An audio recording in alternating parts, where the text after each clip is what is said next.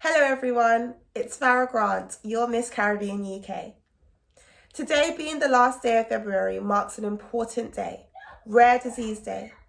This day is all about raising awareness for those with rare diseases and improving the accessibility to treatment and representation of individuals with rare diseases. It is important for us to have these conversations as in the Black community it is often overlooked. It is now time for us to educate ourselves so that we are able to tackle the stigma that is attached to rare disease. I hope you enjoy this interview.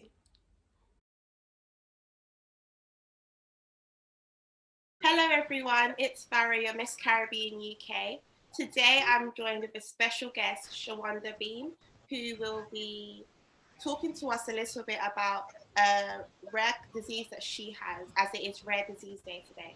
So Shawanda, could I ask you to introduce yourself?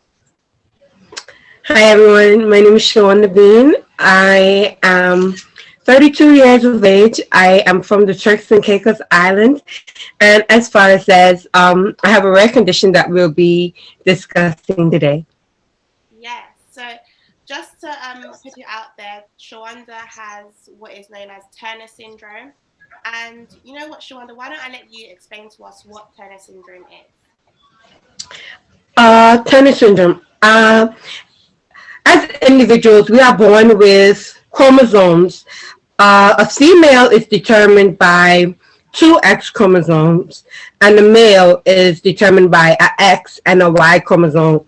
So Turner syndrome is a chromosomal condition where female is born with either a totally missing X chromosome or partially missing chromosome. And there's actually two types of Turner syndrome. There's mosaic Turner syndrome and monolo the words for me monosomy Turner syndrome we have.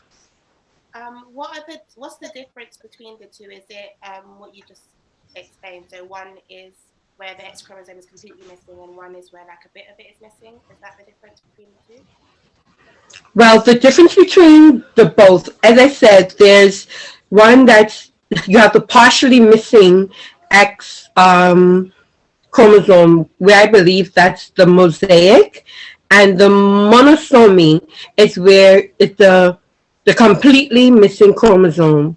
So you don't have any, it's just one X chromosome there where it determines the Turner syndrome. Do you mind me asking what type of Turner syndrome you have? I have the mosaic where it's just partially because here other females that has the condition um, are facing more, I would say, of the symptoms than I feel that I am. So I've been diagnosed with mosaic Turner syndrome. And what are your symptoms? My symptoms, I would say, because there's a lot of symptoms with Turner syndrome, if you don't mind me mentioning some of those. There's the short stature. We have kidney problems, lymphedema, which is the swelling of hands and feet. We have high blood pressure. There is the main one for, I guess, all or most, which is infertility. And my symptoms actually include all of those that I've just mentioned. And also, I've recently noticed myself dealing with anxiety problems, which is also included. Oh, I see. Do you think that the anxiety probably was a late onset mainly because of the conditions that, well, what we're dealing with now and the coronavirus and the pandemic and being locked down and stuff like that? Yes, I do feel like it does play a major role there because, thinking about all of this and when will it end, how will it end, dealing with day to day, people, probably family members, are gonna get affected, so yeah, that really heightens it a bit, in all honesty, yeah. I would have thought so. I mean, it's difficult, so I completely understand. I have done a bit of of research myself on Turner syndrome, and I found out that some people are diagnosed when they're a baby, but others don't know that they have the condition until much later on in their life. So for you, was it a case where you found out that had Turner syndrome when you were born, or did you find out later on in life? It was actually later on in life for me. Actually, at the age of 14 years old, I was diagnosed. I had a doctor's appointment where it was just a normal checkup. And before getting this appointment, I've noticed that the swelling of the hands and feet had gotten worse. So I was concerned, and I told my mom that I would bring it up during the appointment.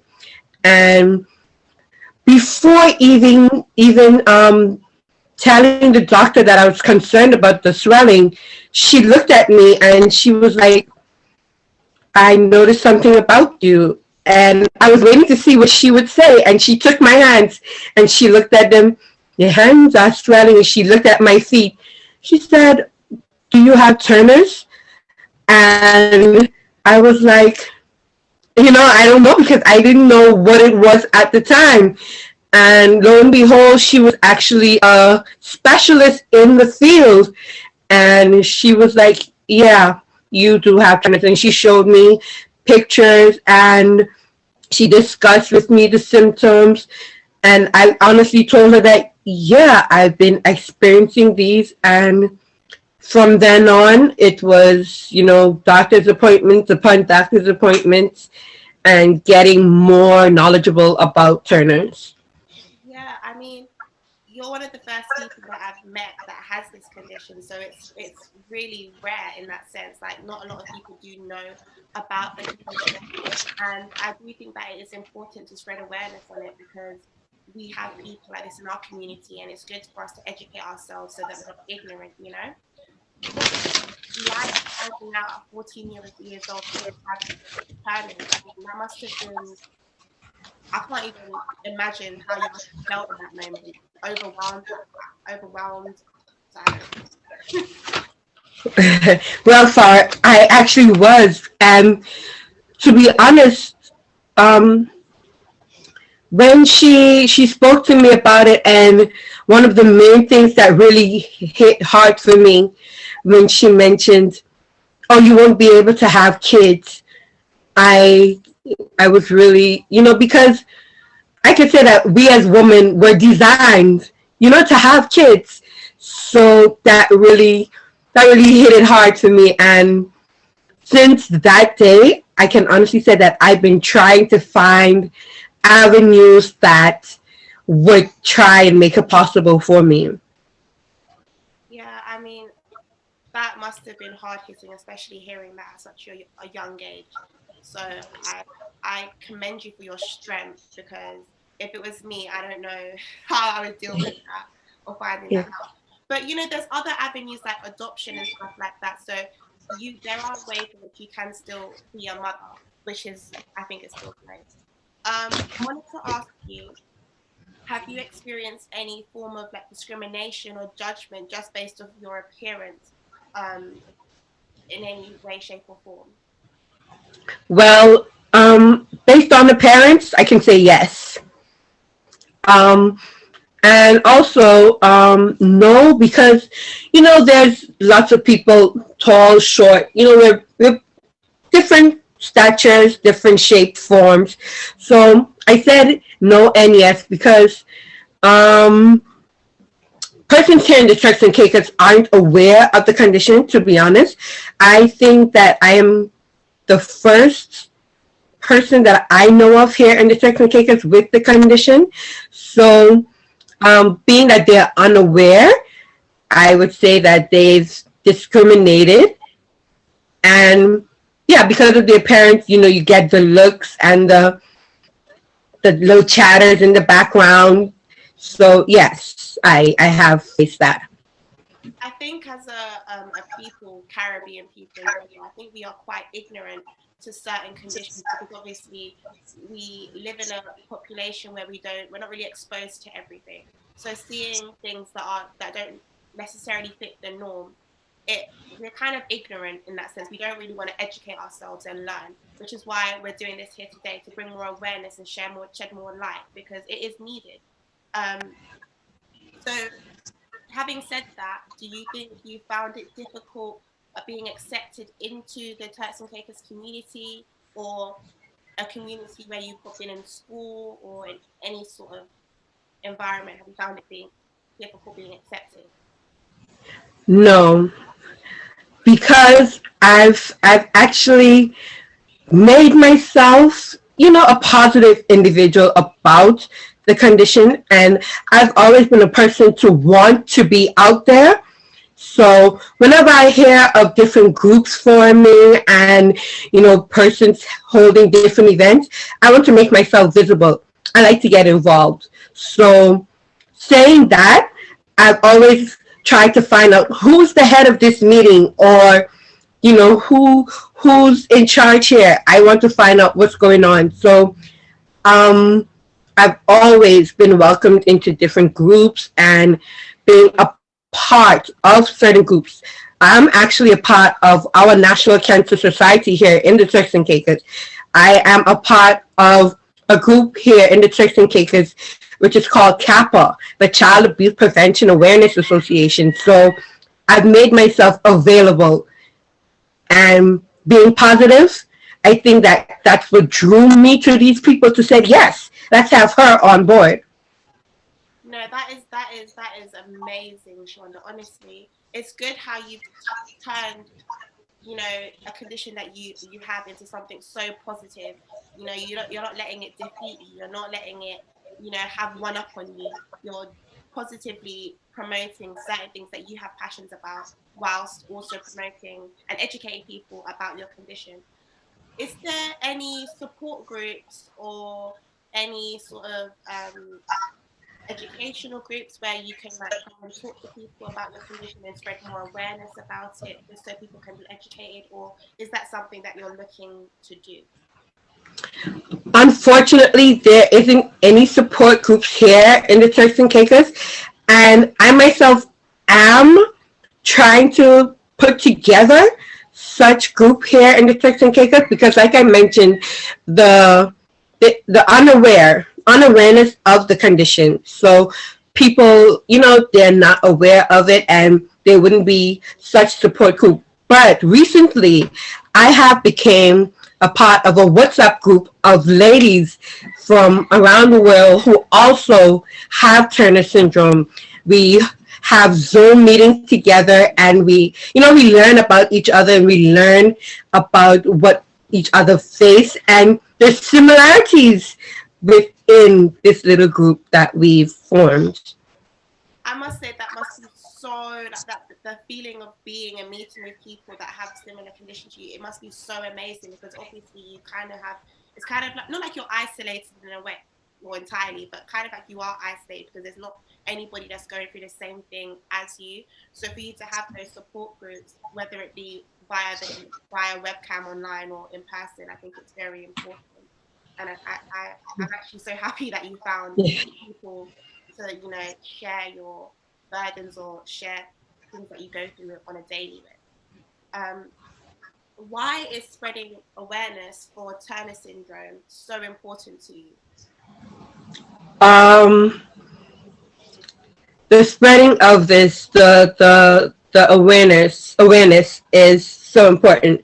Let me start by saying, um, we use the butterfly as a symbol, because the butterfly is started out in a cocoon, and we've unknowingly placed ourselves in a cocoon because we found out about our condition, and our parents had placed us, or we don't want to go out like this, or we don't want persons to know about it, so we place ourselves in a cocoon. But as for me, I want to come out of this cocoon now. I'm going to spread my wings as a butterfly. And I want this awareness so bad, because if I can mention that one in every 2,000 births, female birth, the female is born with Turner syndrome. So we are part of a special 2% group that is very, very important because lots of births or even pregnancies that have Turner syndrome don't make it. So those of us who make it, we are special. So spreading this awareness, Farrah, is very important to first of all get persons to want to learn what is Turner syndrome. And not only Turner syndrome, we have other conditions out there, be it dyslexia or autism, that people should get knowledge about because there's judgments. And as we mentioned before, the ignorance of some people who, just don't want to learn. Instead of getting more information, they want to judge or they want to discriminate or criticize. So bringing this awareness out for me is very important. Well, I'm so happy that I'm able to help you facilitate that. This, like I said to you, this is amazing, and you're such a positive, and I can just feel your energy radiating through my computer screen right now, honestly. So I really wish you all the best with everything that you have planned to do in Turks and Caicos, and I will definitely help you in any way, shape, or form that I can. Just to finish off, is there a way people can reach out to you if they have questions, or maybe if they would want you to be interviewed again? Is there a way we can keep in contact with things that you're doing, etc.? Sure, I have no problem with persons contacting me. I would actually love that. So I have my email address, which is shawandabean@yahoo.com. If anyone is interested in contacting me, we can begin through that avenue and speak from there, and we can move further along if we want to have interviews such as this, which I am very happy for. There's also my Instagram page. I can forward the Instagram page from my email address if they would like to. And actually, I'm hoping to start a separate Instagram page for Turner syndrome. And I also am starting a YouTube channel, which would also help to bring awareness from this platform. Well, I definitely will put in a little caption box or email. Sure. And I will Yeah. have a look out for your Instagram and YouTube pages that will be created soon, and definitely help you spread the awareness and promote that. Thank you. Thank you so much for joining me, Shawanda. It's been a pleasure. Thank you. You as well, my dear. Bye.